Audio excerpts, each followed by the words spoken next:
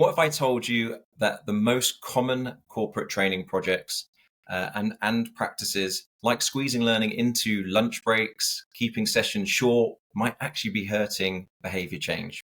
What if the key to real learning impact wasn't just delivering content, but ensuring people publicly commit to applying it? Now, imagine a workplace where learning isn't just another box to check, but a measurable driver of behavioral change, one that directly impacts business results. Hello, everyone. This is Jason Smith. I lead the growth for the UK, Europe, and North America at KNOLSKAPE, and welcome to another episode of The Learning Curve, powered by KNOLSKAPE. So, to address some of these intriguing insights and questions, I have with me Chris Taylor. Welcome, Chris. Thank you, Jason. Thank you. Great to have you with us. Chris is the founder of actionable.co, dedicated to transforming corporate learning into measurable behavioral change. Chris is the founder, as I mentioned, with over 15 years of experience and 7,000 programs deployed. He helps organizations move beyond knowledge transfer to real-world application. Known for bridging generational gaps in the workplace, Chris brings a mix of humor, insight, and data-driven strategies into his keynotes and workshops. A thought leader in learning impact measurement, behavior change, and e-learning. He continuously challenges traditional L&D models to drive real lasting change. And Chris, great to have you with us on the Learning Curve. Thank you. I don't know if it's the Canadian in me, Jason, but I hear introductions like that and I'm like, oh God, I need to. Thank you. It's great to be here. I've been looking forward to this. Yeah, me too. And I did a bit of research about you, and you're a man after my own heart in terms of thinking about measurement and impact within learning development. So I'm really excited to sort of dive in today. And we like to start off with a bit of a quick fire section. If you're up for it, Chris, I'll fire some questions at you and you answer them, and then we'll get into the meat of the conversation. Sounds great. Cool. So a corporate buzzword you wish would just disappear? Synergy. I think synergy. Like, why can't we just say, like, you know, everyone understanding the same thing, or alignment? But synergy. It's like, really? Got you. Do you know what? I come from a previous background of the 7 Habits of Highly Effective People, and it comes with synergy within that. So yes, but I know what you mean. It's one of those buzzwords that just gets buzzed around all the time, doesn't it? In corporate. Yeah, I hear you. What's the most overrated L&D trend right now? I mean, I think you're supposed to say AI, right? No, I think we're going through a fascinating time, and I appreciate this is the rapid round. I do think that AI, as like any tech, as the silver bullet, holy grail, it's going to solve everything, is something we need to sort of reimagine and recondition ourselves to. Got you. Yeah, I agree. And you can't go through a conversation without mentioning AI, so that's completely understandable. If you weren't in L&D, what career would you have pursued? Growing up, my entire childhood, I thought I was going to be a film director. I went to film school and everything. Mm-hmm. Wow. Okay. Nice to know. The most unexpected place where you learned something valuable? I had a business partner go to jail. Learned a lot from that experience. It was both unexpected that he went to jail and unexpected that it would be such a transformational moment for me. Wow. Okay, that's my curiosity brain is sort of firing on cylinders now, but we're on quick fire. We can go deep on any of this, wherever you want to go. But yeah. The best productivity hack you swear by? So I started doing 75 hard 5 years ago. I don't know if you're familiar with this, but it's basically a 75-day commitment to exercise, diet, sleep, mindset stuff. And one of the sort of necessary components of that, it's not in the program, but I needed to do it, was getting up ridiculously early. So I have 2 young kids, and I was always a night owl, never a morning person. But now I get up usually at about 4 in the morning. And I have found that once I have time for a leisurely coffee, I can read something and sort of get my brain flowing. And then to have really sort of 3 hours of uninterrupted deep work before my team wakes up, before my kids wake up, before I'm responsible for anybody else, has been transformational. That word gets overused too, but for me, it has been. Yeah. Wow. So beyond the 5 a.m. club, your sort of 4 a.m. club up nice and early. And you still manage to get the sleep in as well, the sort of 7 to 8 hours, or are you pretty Yeah, I good mean with? that's ultimately the trick. Where people are like, "How do you get up so early?" I'm like, "That's not the challenge. The challenge is how do you go to bed so early?" Yes. And so yeah, so I'm close, Jason. I would say probably 6 to 7. So I'm a little bit later than I would like to be, but yeah, I can usually make it work. Nice, nicely done, and thank you for that. That was a really intriguing, interesting quick fire. So thank you for that. Still lots of questions going in my mind, but let's Pleasure. go into the meat of it and get stuck in to the topic of today. And you've been championing learning impact measurement for over a decade now. Yep.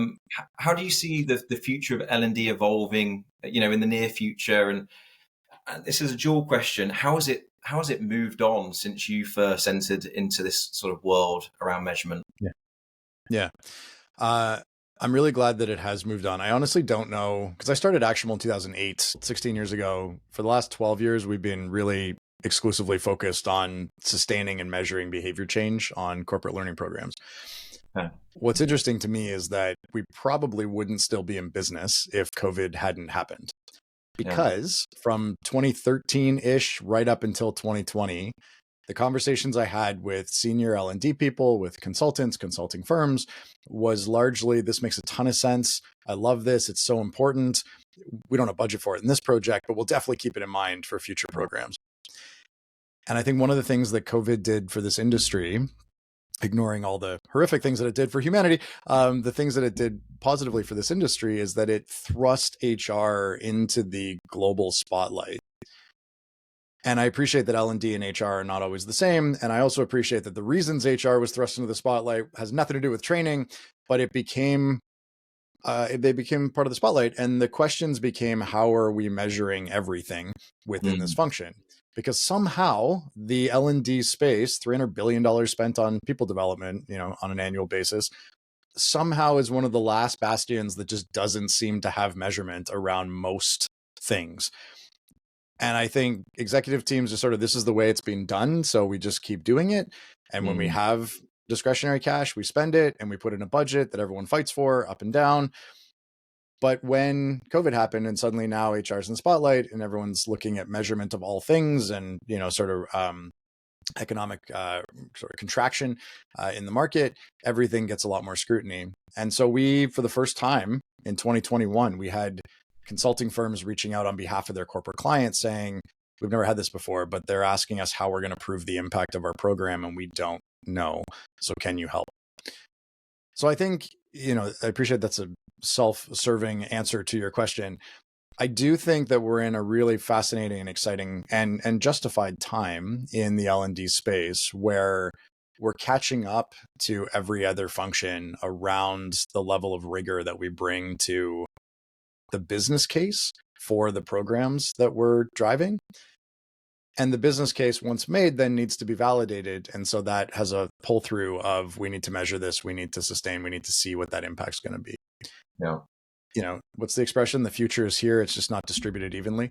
That's true here as it is everywhere. There's still organizations happily spending money on edutainment. But more, I'd say the vast majority, have moved into a space of, we understand the business impact that a well-executed people development program can have. Now we need to make sure that it is as efficient and as effective as possible, and that we can validate that the impact's happening. Yeah. And I really like the phrase you used there around edutainment, because it sort of led me to some of your recent posts actually on where often learning interventions, learning programs sit within the organization. And you've mentioned it there. Sometimes it can feel like a nice to have rather than a need to have as part of that. And you describe in that sort of this 4-box grid where you're looking at quality and business need. And as you mentioned there, there's sort of a lot of money still spent on high quality, good edutainment, as you call it, within that. How, in your mind, do you help learning development HR professionals make that shift from something that is high quality and perhaps people enjoy it, they have fun, they give great feedback, but shift it into a space that is actually going to have business impact, that we can demonstrate, that we can take to business unit leaders and say, hey, this is what we've impacted inside the organization? Yeah, no, I appreciate the question. I think if we go back in time a little bit around sort of the major evolutionary leaps of this sector, Mm, we go back far enough and it was basically content shared. Then we figured out that instructional design was probably kind of important. So instructional design kicks in, people get really good at that. And what we start to index on is basically quality of material, of content, and of knowledge retention for participants.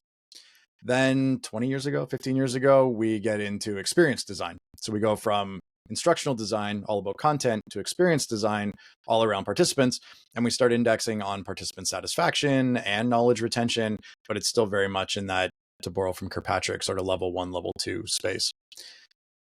Where I think we are now, or certainly where we're going and what I champion, is reaching a place of impact design, so that right from inception, the program is considered through the lens of how do we maximize the impact of the program.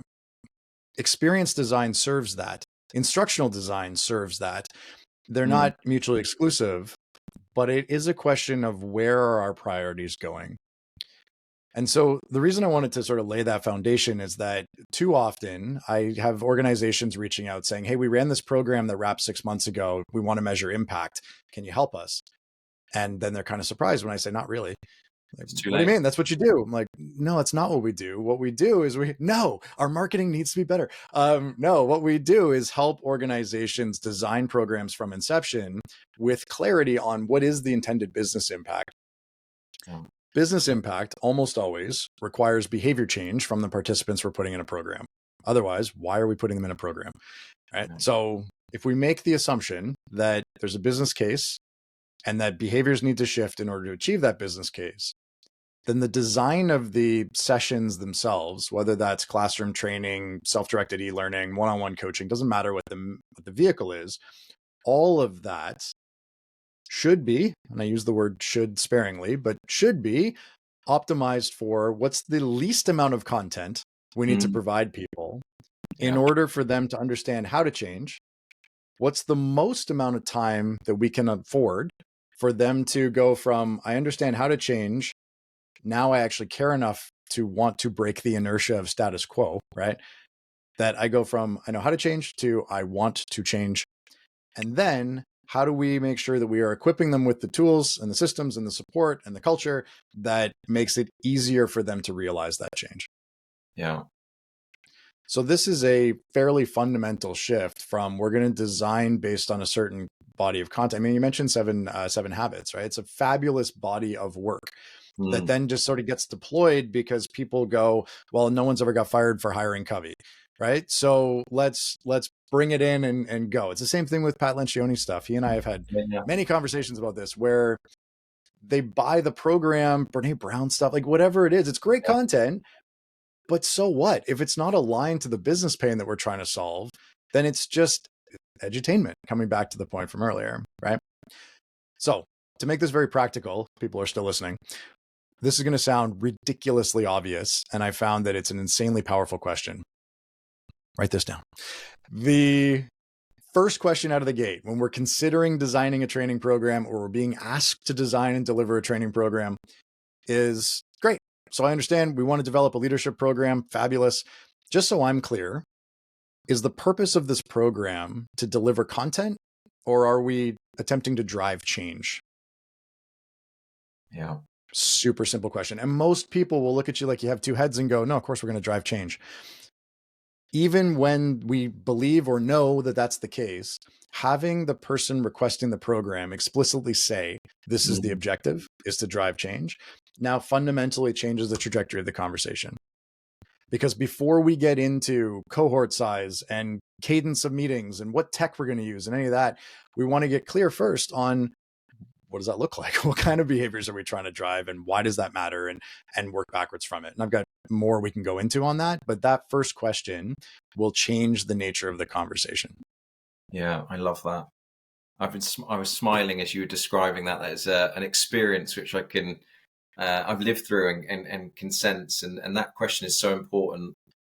The question that popped also into my mind as you were describing that is the ability of the learning leader or HR leader to be able to sometimes pause and not grab the first thing that they hear, because as you're describing that, it's actually, how do we go a bit deeper into your business and what that means and what those outcomes are with that question? Yeah. And I wonder, and I'd love to get your sense on it. There's a theory of mine, which is sometimes if we haven't lived and breathed in business environments of that nature or that particular business unit, we sometimes feel a little uncomfortable that we can't talk the language, we don't understand it fully. And so it's quite easy to go to the thing that we know, and that's, bums on seats, happy sheets, cohorts, things like that. What would be your take?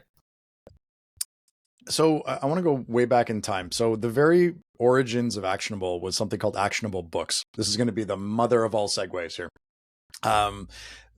Actionable Books was a business book summary service. I was a kid in my 20s and realizing there was a lot I didn't know about business and life, and so I started reading a lot and I started writing about the summaries. I got to a place where I'd finished all of the books by authors that I admired deeply. And so I reached out to the authors and said, hey, I finished all your books. Here's all the summaries I wrote. Would you be open to a conversation? I'd love to know what's going on in your head now.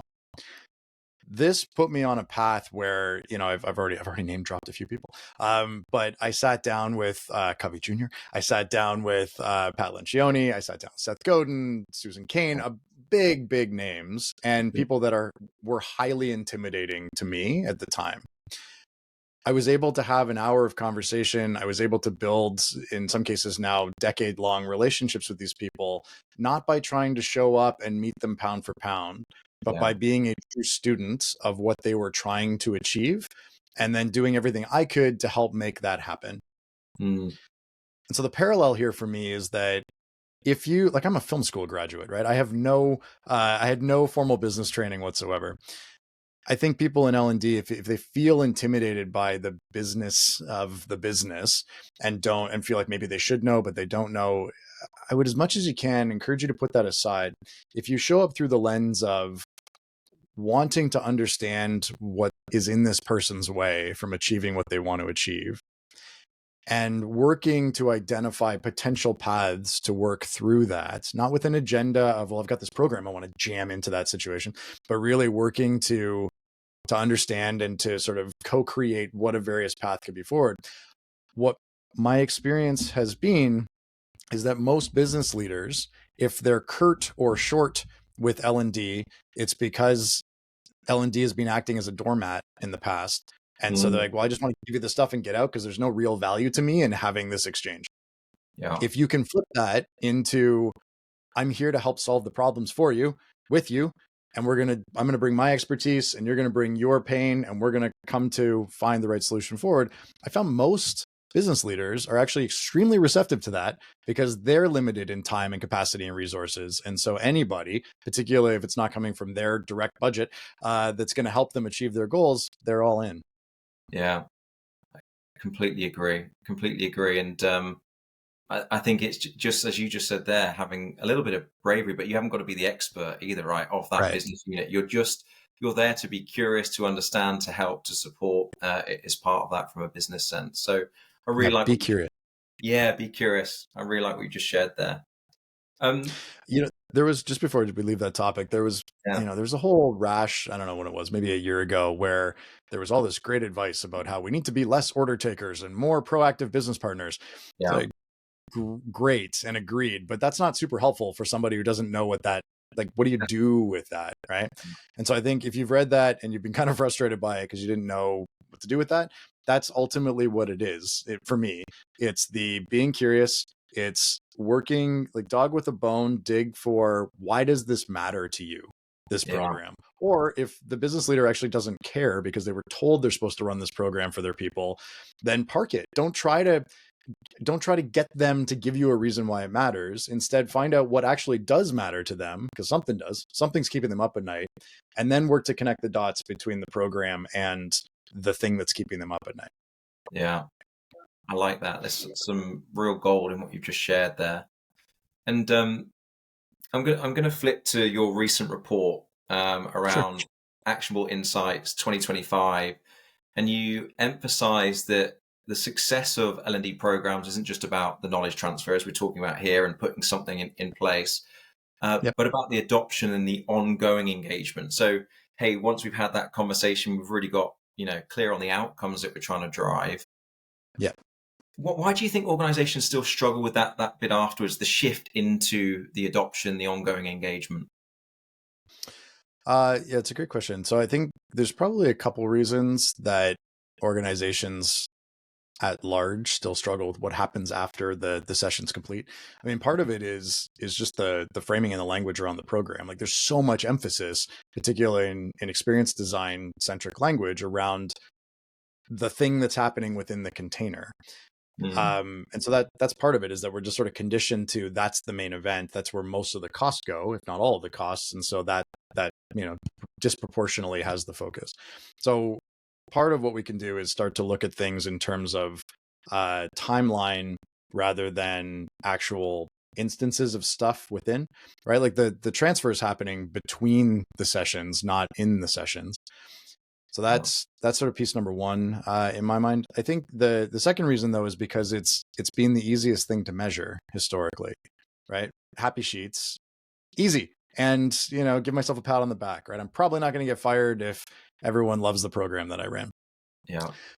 But again, it's this whole idea of like, there's a reason why most executive teams or business leaders don't actually look at those, is because it doesn't mean anything to them. They want, again, I paint senior leaders as these like cold, heartless bastards. It's not true. It's just that they are focused on metrics that they have a fiduciary responsibility to hit to the shareholders, to the employees, to them, their own bonus. And the stuff that's not directly aligned to that is superfluous. Part of an executive's job is to filter the stuff that's irrelevant, right? Yeah.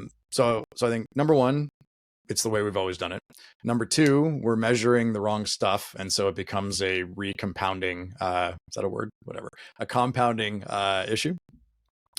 And then I think number three is because we haven't done the work on the front end to identify why this matters to the business objectives in the first place, and they're all interrelated, but I do think that all three of those become a factor. One of my, I don't know, pet peeves is probably the wrong word, but just makes me sort of shake my head, is sometimes we're talking to a client or a prospect and they want to talk about learning sustainment and impact measurement, and the use of actionable takes about 2 minutes a week per employee. And the response that we occasionally get is, our people are too busy for that. Yeah. Okay, but if they're fine, but if they're too busy to spend 2 minutes reflecting on and focusing on implementation, why are we doing this program in the first place? Like, you're taking them out of the work they're too busy for, putting them in a classroom for X number of hours. Clearly, you don't have any expectation that they're going to apply something back on the job. So why are we just filling them up even more? So I think there's a part of that too, is that, first of all, I found that that's absolutely not true. There's no one that's too busy to change the behaviors once they have a deep enough reason to want to change those behaviors. We just do. We're all busy, right? It's interesting, isn't it? Because I often, speaking to learning development professionals over the years, even the titles or the branding that we have on certain learning programs, I think has a sort of a connotation towards it's something outside of what we're trying to do or achieve as a business. Do you see what I mean? It's almost like, hey, go and do that. It's almost like you said, the way we did it, that you're going to go off site, you get to wear some jeans, you're going to be nice coffee and some food, and you have a great time. And it feels like time out of the day. But actually what you're describing there is, if we really understood what this is in service of inside the business, and we help communicate that and market it in that way, it shouldn't feel like something else. It should feel, part and parcel of how we achieve what we're trying to achieve. Yeah, I think so. Sometimes people misconstrue what I'm saying. And so hopefully no one listening to this thinks this. So I'm going to clarify it anyway. I am all for team offsites. I am all for activities that are purely about the activity and the experience. We're all a little high strung right now. Having an opportunity to decompress, beautiful. Yeah. Let's just not confuse the two and pretend that this experience is actually going to drive lasting change. Yeah. If we get really clear on what is the primary objective here, is it a decompression, celebration, recognition, team bond thing? let's call it what it is. And let's not pretend we're going to try to apply it afterwards. I think it actually dilutes the experience. Like I was talking to a client who had taken an executive team to Saudi Arabia, dropped them in the desert for a week, and they'd gone through this like survival experience. It was transformational on a personal level, on a team level. It was this incredible experience. If they then came back or said, what's the one thing you're going to do from that offsite to change your behaviors moving forward? It's like, well, that really sort of cheapens that experience, right? That experience was about the experience. And if the answer to the question, is this around the experience or is it around behavior change? And they say behavior change, then let's index on that. And let's drop the second coffee break and let's drop the Olympic speaker, because that's great, but not the purpose, right? Yeah. Yeah. It's so important. I think that goes back to what you firstly, described in terms of a question that you can ask from the very outset around what's the expectation of this? Is it around content or is it around change? And as the saying goes, disappointment is the product of expectation. And if we've got those mixed up, that's where often at the back end, it sort of falls down, doesn't it? Yeah. Yeah. And clients all the time will say, well, can it be all the things? Can it be the content, the experience, and the impact? Absolutely it can. But let's prioritize, because at the end of the day, unless you've got unlimited budget and your people have nothing else to do but experience this program, there are going to be constraints. Yeah. And that's healthy. When we come up against those constraints, we want to make decisions that are in service to the primary objective. That's all I'm saying. Got it. And this is sort of a segue into this, but you've, as we mentioned at the beginning, helped deploy 7,000 plus programs. Are there any sort of emerging trends that are exciting you, that are challenging some of these traditional corporate learning models and ways of working? I love this question. I watched something, I don't even know when it was from, but I watched an interview with Jeff Bezos recently. And he was talking about how he's getting asked all the time, like, 10 years from now, like what's going to change? What are we not seeing, seeing around corners, all that. And Bezos's response was, we can go there, but what I'm personally more interested in is what's not going to change, what's fundamentally true. And I come back to that because I think it can be paralyzing for a lot of people to try to imagine what's going to come next and how to best leverage that new thing as it comes out. And I think because it's so vague, right? It's so broad around, there's all this stuff that I could be doing.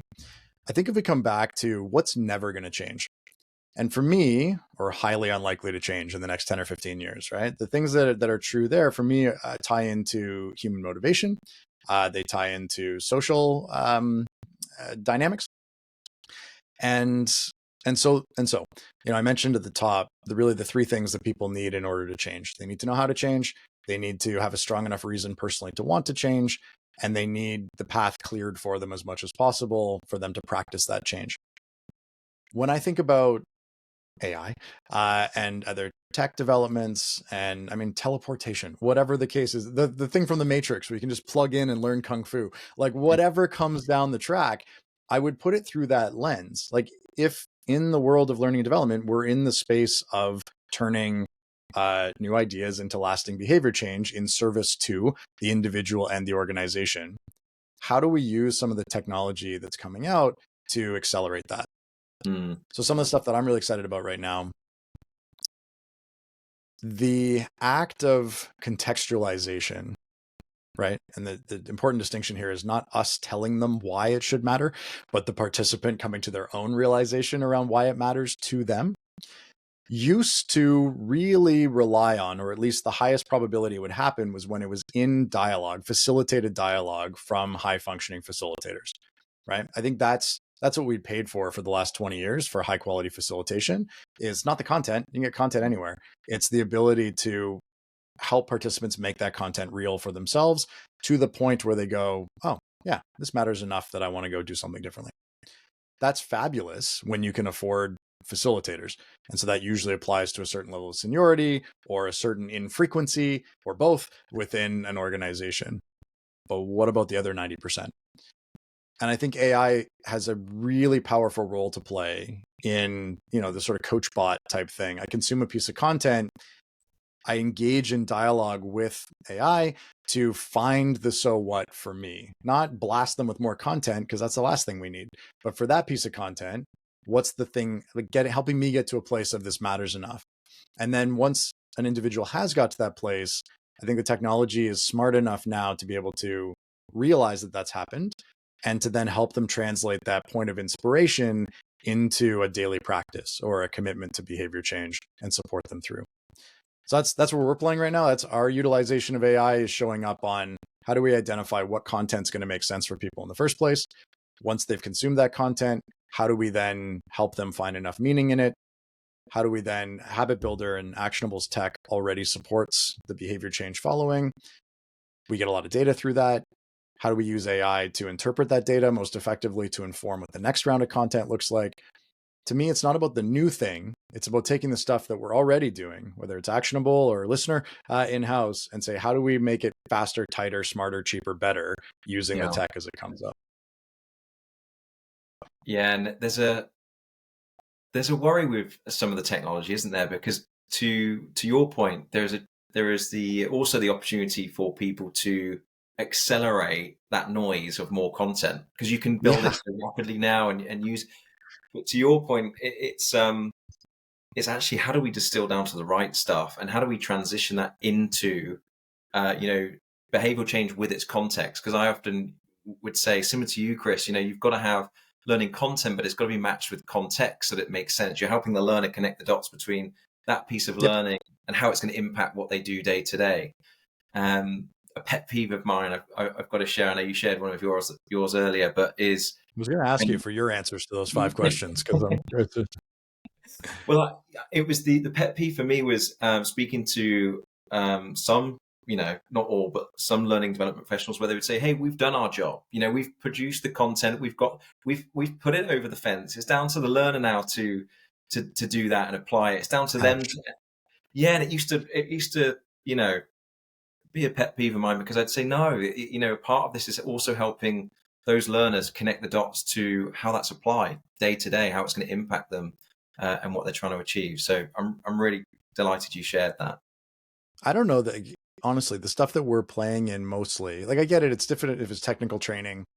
You got to keep on top of policy changes, what have you. But anything in the quote unquote soft skill arena, like, this ain't changing, right? This is human dynamics at play. How do we show up in a position of authority? How do we show up as a part of a collective? How do we show up? Like, these are the questions that we're effectively answering: communication skills, etc. I think we've got it. Like, I think from a content standpoint, we're good. I don't know if we need any more content around any soft skill area. What we need, to your point, is the contextual component, and that will never go away. And I think that's the piece for me. I have a really hard time imagining a future, because I've heard it, right? Well, coaches will be replaced, facilitators will be replaced, instructional designers will be replaced. Instructional designers might be, but the other people are bridging human connection, and that is nuanced and messy, and it benefits from being in person. Like, we know this, right? There's really good science around the fact that we can do a lot on video. Being in person is better for certain types of relationship building, etc. And so I don't think it goes away. In fact, I always think of this stuff in terms of pendulum swings, right? Like, COVID forced us into one end of the pendulum swing. Some organizations have swung back potentially too far. Maybe I'll get in trouble for saying that. There's a middle point in there where we use the right tool for the right job, which has the presupposition that we know what job we're trying to do in the first place. Yeah, couldn't agree more. How does this, just thinking about now what we've been talking about, which is aligning to business outcomes and business needs and requirements, and then solving some of that with maybe a balanced, structured corporate learning in place that we sort of put in place with that. How does that need go alongside sort of self-directed, individualized learning journeys and things like that? Yeah. So I think, if we think about the contextualization layer, for someone to want to change, there's Dan Pink wrote that great book Drive 15 years ago around intrinsic motivation, right? Like, what actually motivates us to drive. And one of the things in there is around autonomy, having control over what we're doing, when we're doing it, who we're doing it with is another one. But that piece in there. And I think there's always this healthy dichotomy, or not even dichotomy, but this healthy interplay between the responsibility of a business, particularly a for-profit business, is to invest money in places that advance the objectives of the organization. In overly simplistic terms, that's the mandate, right? Part of that is around keeping employees happy and healthy, particularly high performers, so that they stay and continue to add enterprise value. And so there's this, symbiotic relationship between the two. There's an argument that any training that people want and find value in, this is why LinkedIn Learning licenses get purchased. Be like, there's all the things. If you want some development, go do the stuff. Okay. I think that is a watered down version of what the relationship can be. If the programs that we are designing from sort of that top down strategy first approach are in the best interest of the organization, and then when the participant is experiencing that content and deciding how to apply the learning, or if they'll apply the learning first, even though we sometimes pretend that's not a question, does this matter enough to me? I'm going to put it into practice. And if so, what am I going to do? Then it needs to be hyper personalized, because it needs to continue to be that symbiotic relationship. I think about it like lanes on a highway. The highway or the freeway, or whatever country you're in, is going that way. That's the corporate direction. You can choose what lane you drive in while you're actually going down that highway, and you should choose something that makes sense for you. So the specific application, personalization, etc. And I think that, again, whether it's AI or just smart machine learning, there's opportunity for that, where we can have overarching themes to the behaviors that are being shifted through the program. The specific application can be personalized for the individual. I'll give you an example. We do this in Actionable. So the technology programs get entered, participants choose a commitment to work on that, like a behavior change commitment that's personal to them. So the instructional designers pre-populate a list of commitment options. The participant can choose between one of those, or they can craft their own from scratch, entirely their own thing. Or the sort of Goldilocks, and where most people land and is most effective, is if they choose one from the pre-built list and then modify it to their own personal circumstance. Okay. So I've seen stuff where, it's a program on effective delegation. And one of the pieces is around empathetic listening with your direct reports. And someone takes that and personalizes it to be around their relationship with their spouse. Now, on the surface, the organization can go, well, that's not what we wanted. We wanted that. But it doesn't matter. If they're learning empathetic listening and them focusing it on their spouse was the trigger that they needed in order to develop that skill, do we think it's just going to shut off when they come back to work? Of course not, right? It's going to translate back in. And I think that's the whole thing. Now, if they had said, improve my pizza making skills, okay, that actually becomes a useful data point, because clearly there was nothing in this session that resonated more with them than improving their pizza making skills. That's a data point that we can use to go back to with regards to that individual or the content or the facilitation, and improve the overall efficacy of the session.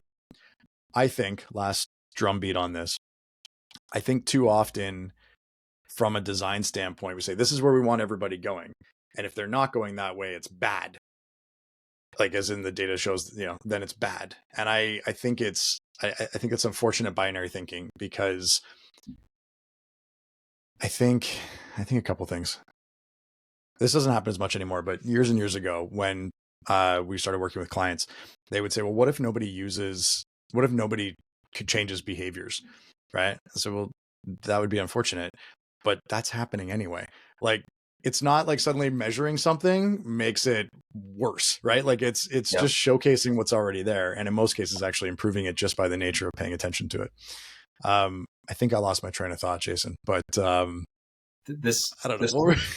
No, there's something you said there, Chris. I know it goes off on a little bit of a tangent, but I wonder, going back to the point earlier that we were talking about, even on measurement and outcomes.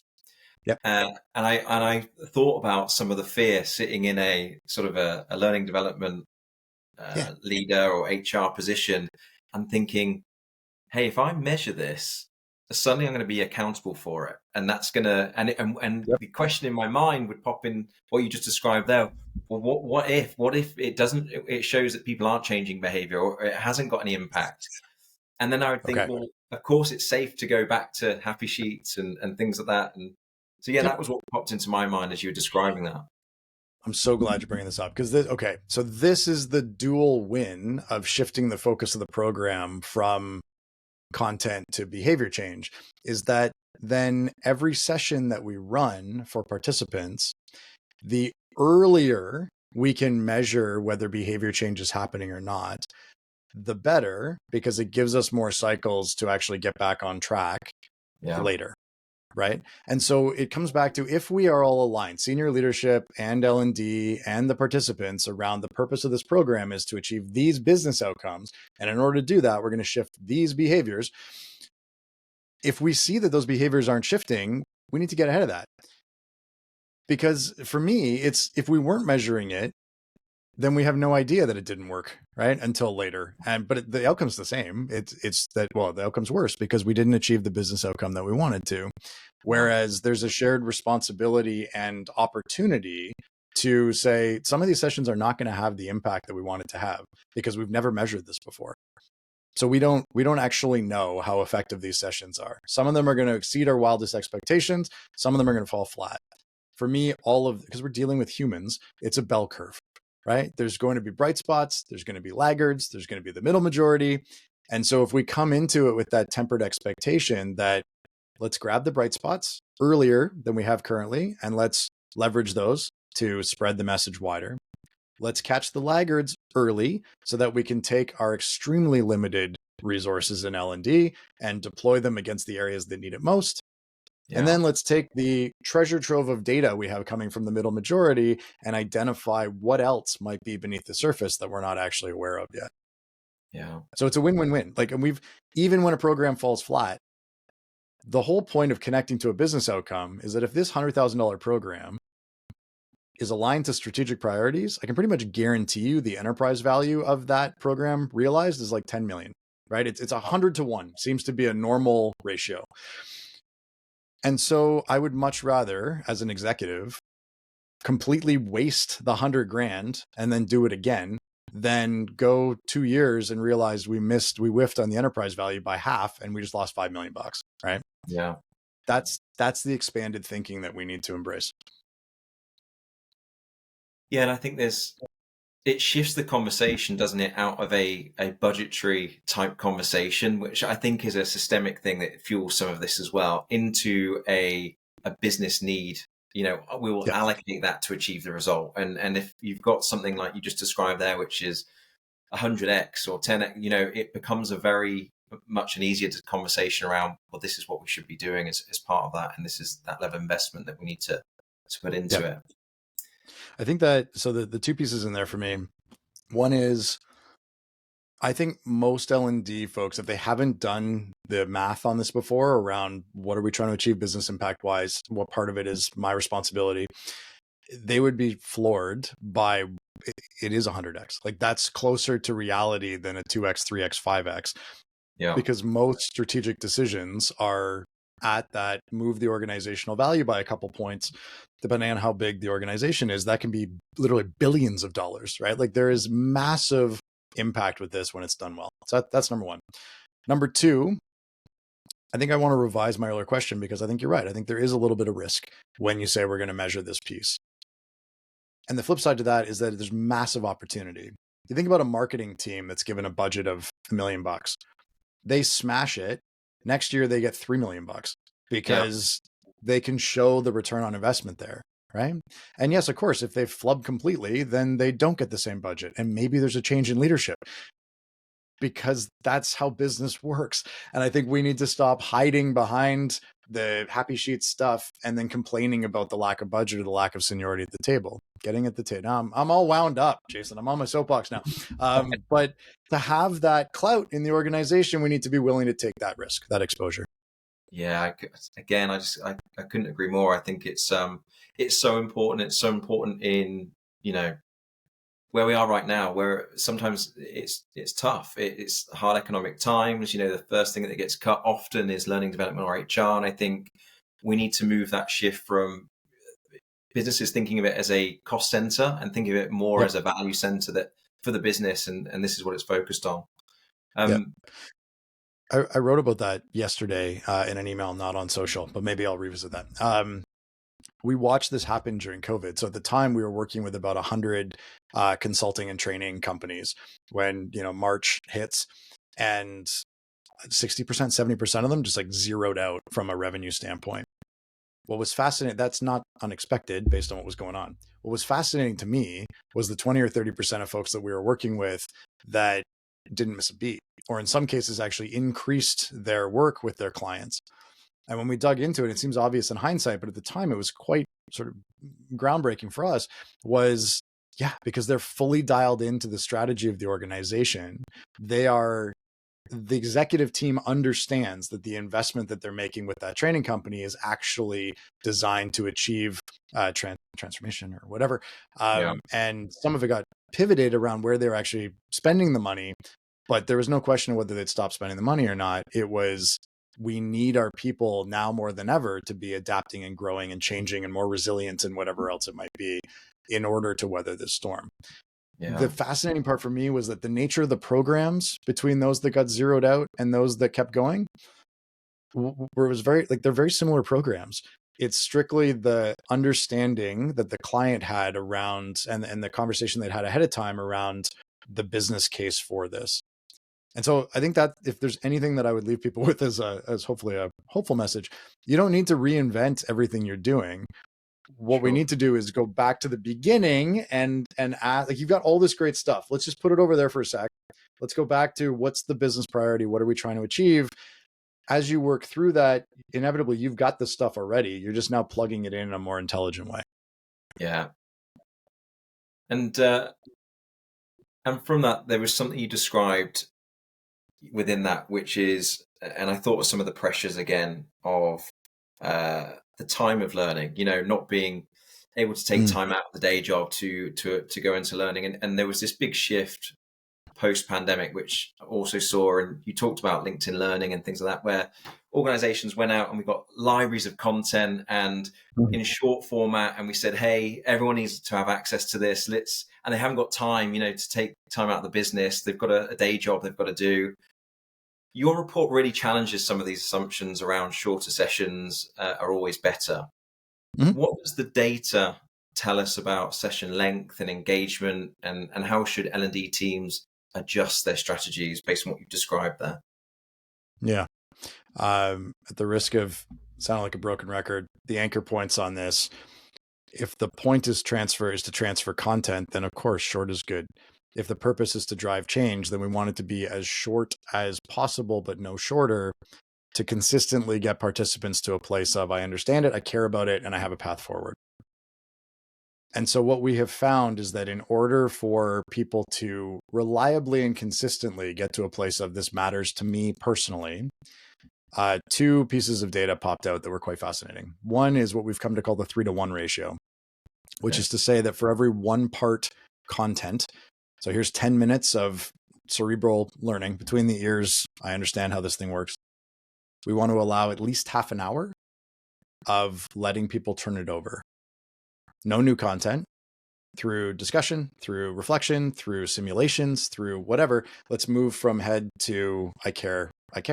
And the only way that people consistently, reliably get to a place of I care is to give them enough time and enough opportunity where it's not being forced down their throats. They're given the space to say, does this matter? This is appreciative inquiry at its finest, right? It's, does this matter to you? Why should we care about this? Rather than, here's why you should care. Here's why the CEO says you should care. That is going to work for some people, but not for most. So that's number one, 3-to-1 ratio. Then if we take that 3-to-1 ratio and apply it against what most people are trying to do in a lunch and learn, is jam in 45 minutes of content and then, let's have a quick discussion and then let's go. We're giving them way too much content. It's a thimble or a juice glass that we're trying to pour an ocean into, right? It's all going to go to waste. So why bother? I think we can get a bit precious about some of our content. When I was in film school, there was this expression when we were writing scripts. It's a terrible expression, but it was "Don't be afraid to kill your babies," which is horrific as a parent. At the time, I was like, "Ah!" Now I was like, "Oh dear God!" But the message behind that truly frightening statement is: you could love that scene, but if it doesn't serve the plot of the movie, you got to let it go, right?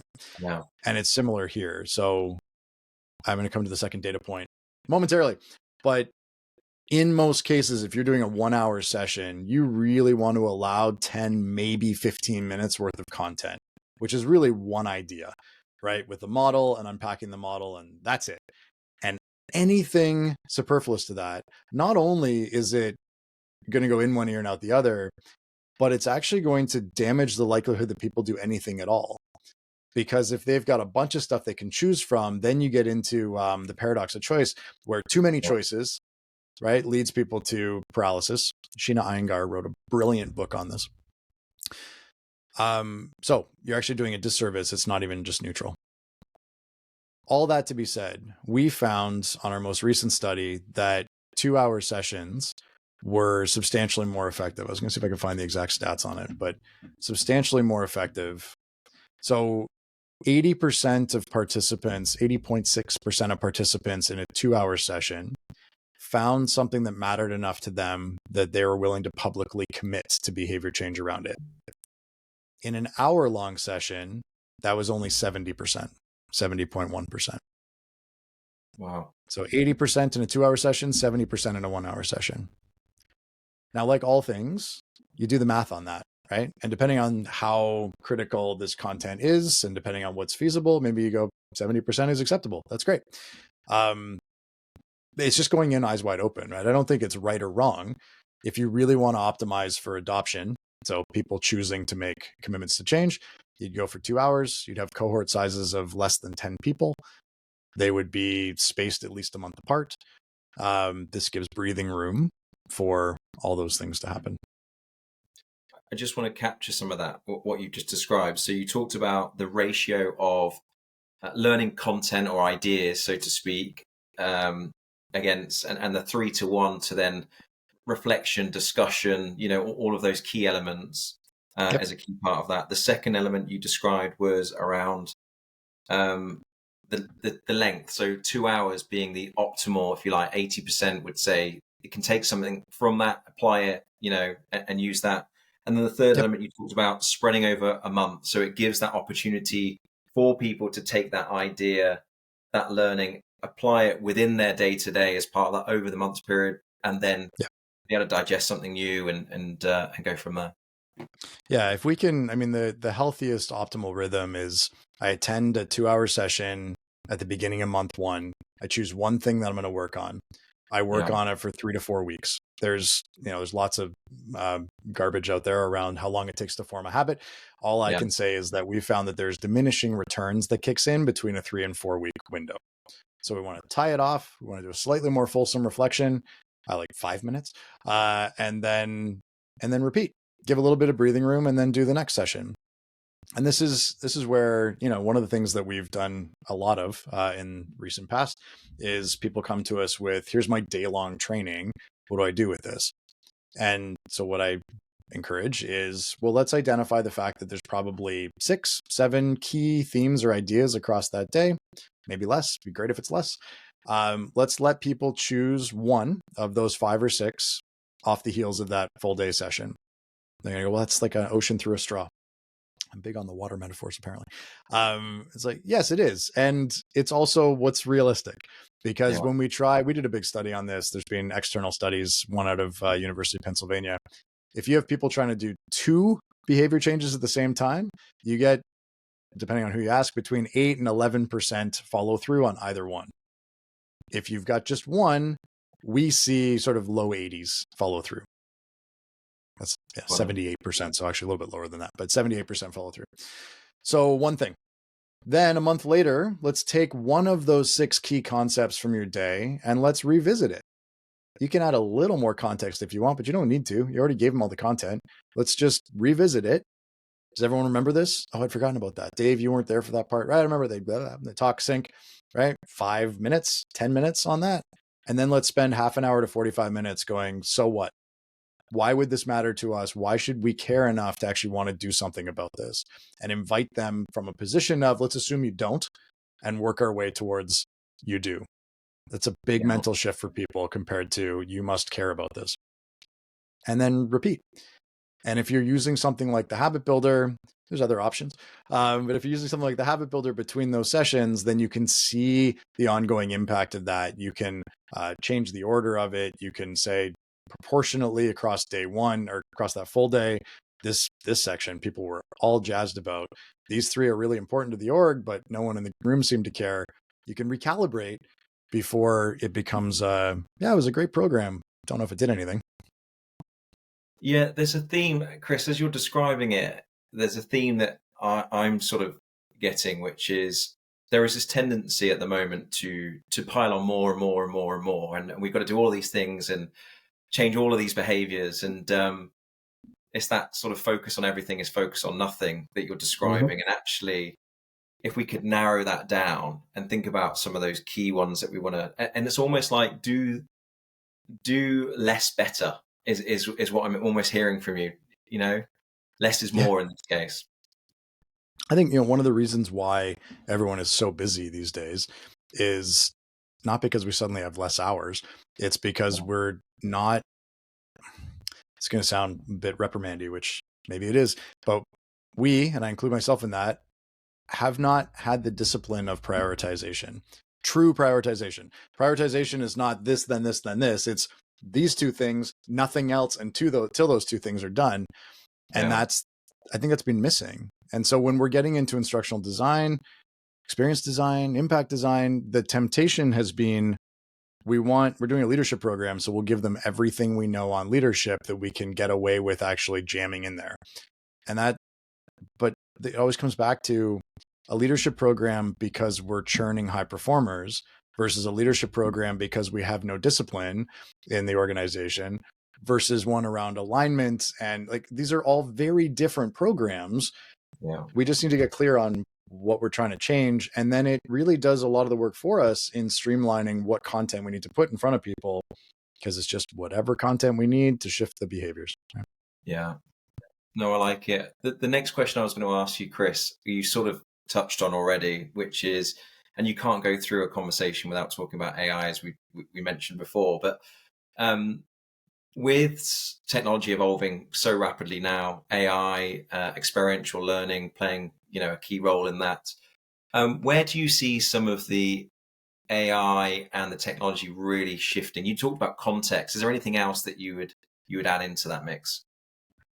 So I was at a conference last week in Australia, and this is a sort of bleeding edge vanguard group of global training and consultancy owners.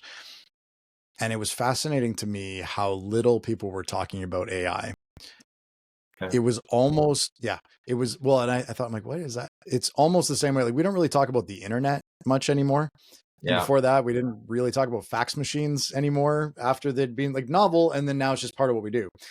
And I think this is the whole thing, is that how do you use the internet? For everything, right? It's just there. It's a part of whatever we do. It's the stuff that sits on top. I think it's the same thing with AI, where it's everything. It'll sit in everything. To what degree? Again, it comes back to my point around, it's around making things faster, cheaper, smarter, more reliable, more accessible.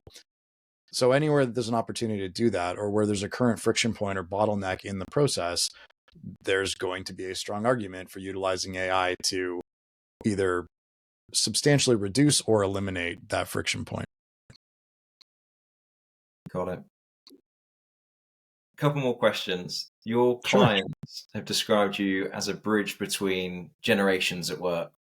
How do you see generational differences influencing learning preferences and workplace dynamics? Great question. So I don't profess to be a generational expert.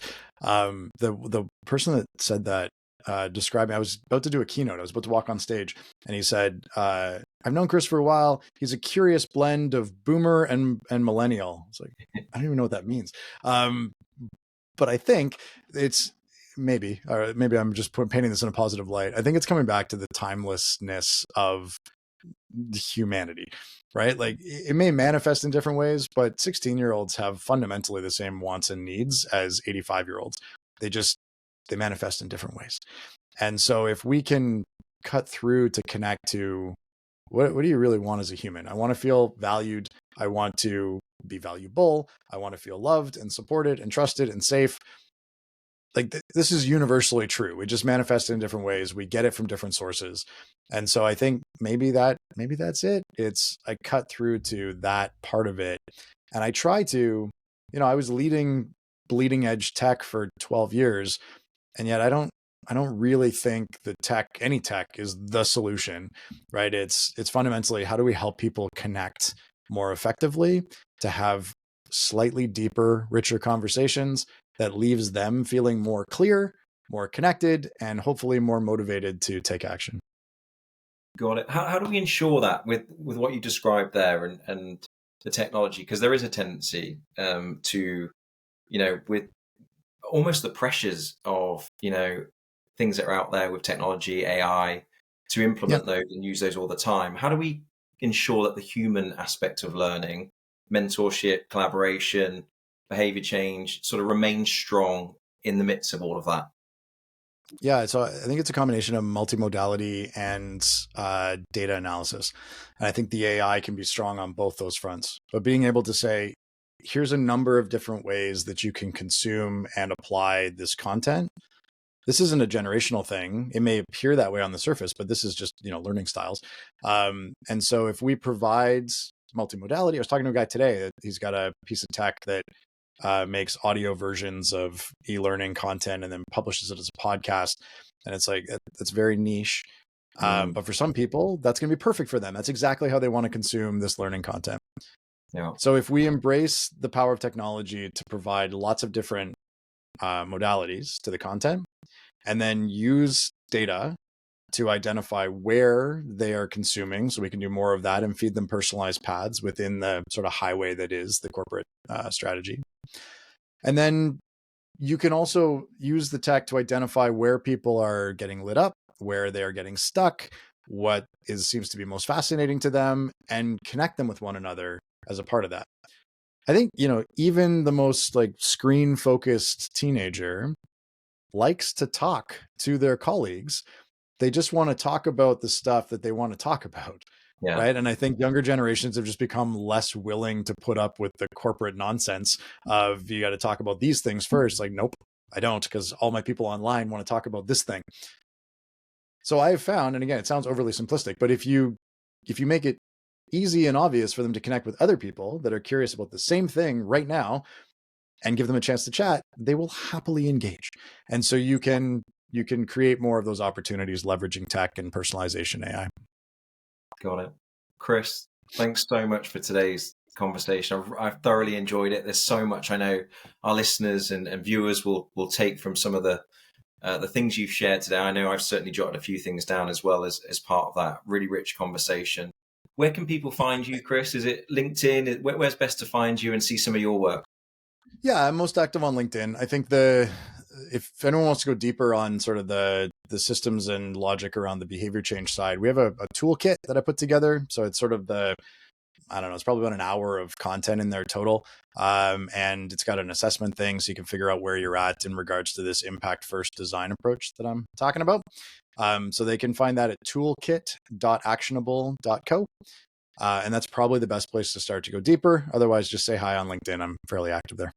We'll make sure we put those links in. But this feels like a conversation that we could have forever. And I know we're probably going to want to have you back at some point to dive in even deeper on some of these as things change. But I really want to thank you for your time, Chris. I really appreciate it.